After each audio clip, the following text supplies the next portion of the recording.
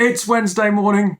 It's coffee time. It's about 11 o'clock in the morning. It's actually not Wednesday morning. It's Monday morning, but whatever. Close enough. Yeah, exactly.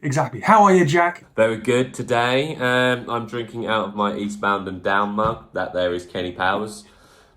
Eastbound and Down? Yeah, it's a fantastic American sitcom about a failed basketball. Basketball? What am I talking about? That's the film. That's the Trey Stone film. Baseball player who has a fall from grace. And this is his jet ski he's on. And his jet ski is called the Panty Dropper. I feel so out of touch and uncool. Yeah, well, never mind. Nothing changes there then, Dave, hey? Oh, thanks. Cheers. What have you got for us this week?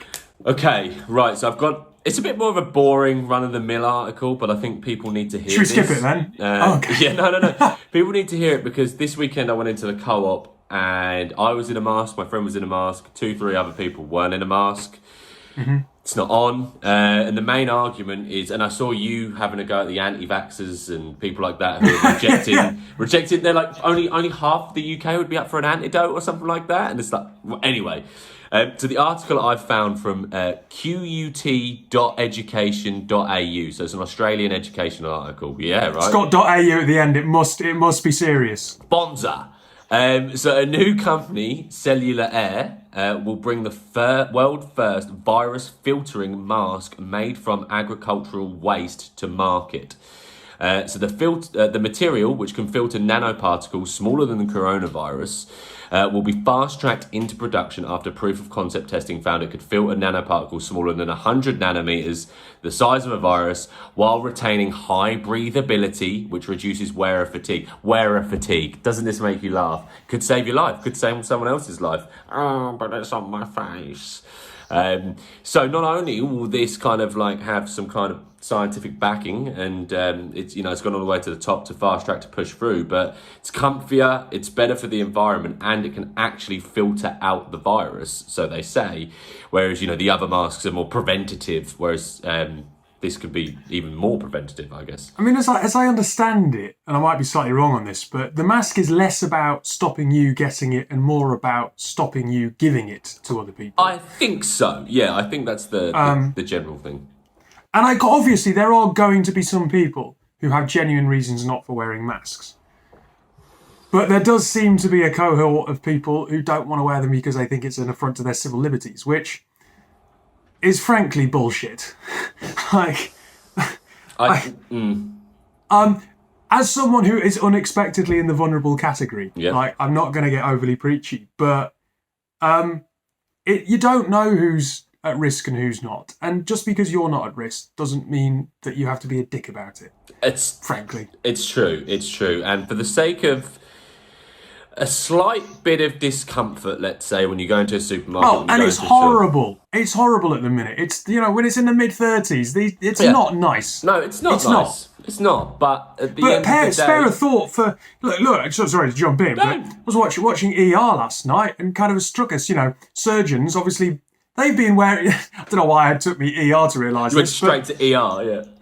Surgeons have been wearing these bloody things for decades in horrible circumstances in theatre, and they've been okay. So if they can get on board with it to protect you, you can bloody wear one when you go to Tesco's. Here's one for you. Here's one for the super crazy infringing on my rights Americans that refuse to wear masks. The Navy SEALs that caught Osama bin Laden wore masks as they breached into his house because they were worried about being gassed. If the people that took down bin Laden, America, we know how much you love that, they can wear masks, then so can you, to save lives, So I'm all for the fact that this is sustainable effectively by the sounds of it, because the disposable masks are a bit of an issue.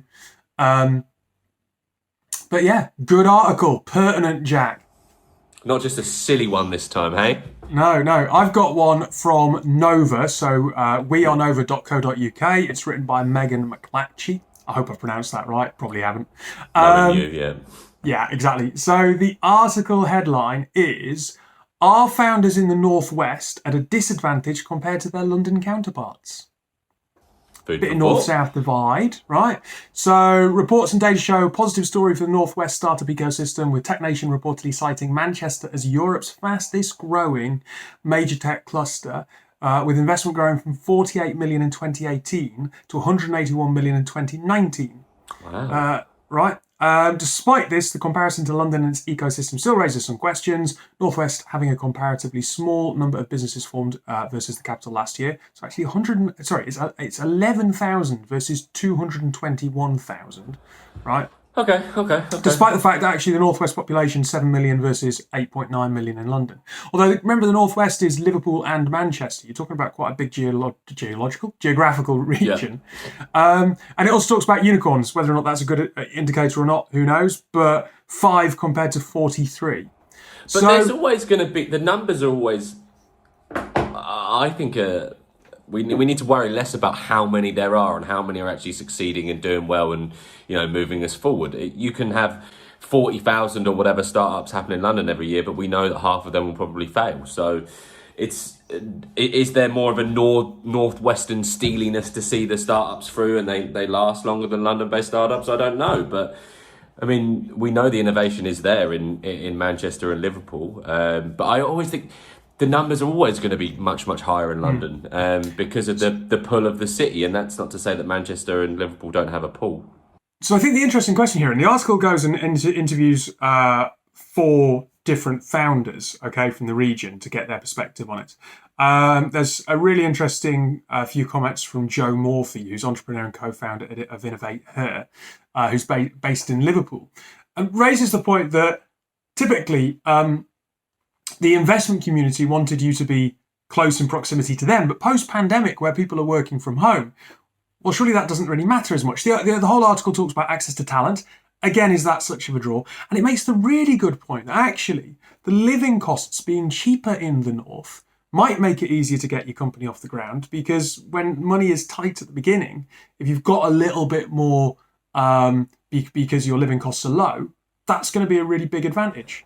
Or and, could we add the argument in there as well that the talent will be just as good up there? We know that, but arguably even a bit cheaper because cost of living's cheaper. I know Manchester and Liverpool are probably the more expensive places to live in the northwest, but you would still, if only there was someone I knew who knew the day rates of software developers.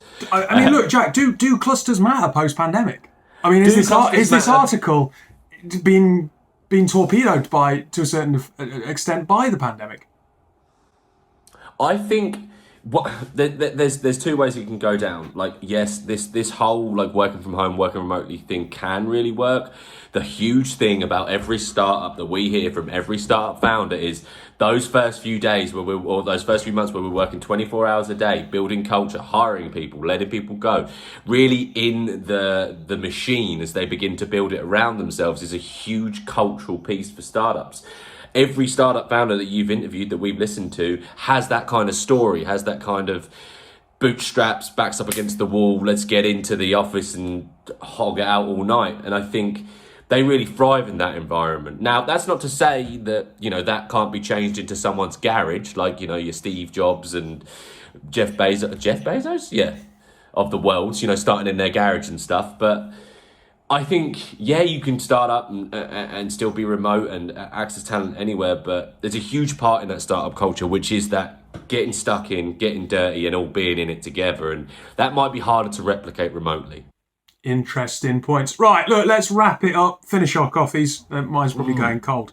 That was quite serious, Jack. Don't know what's going on. Fuck's wrong with us, man? Come on. Yeah, next week, let's make this less, relevant. Anyway, thanks everyone for watching. Enjoy the rest of your week.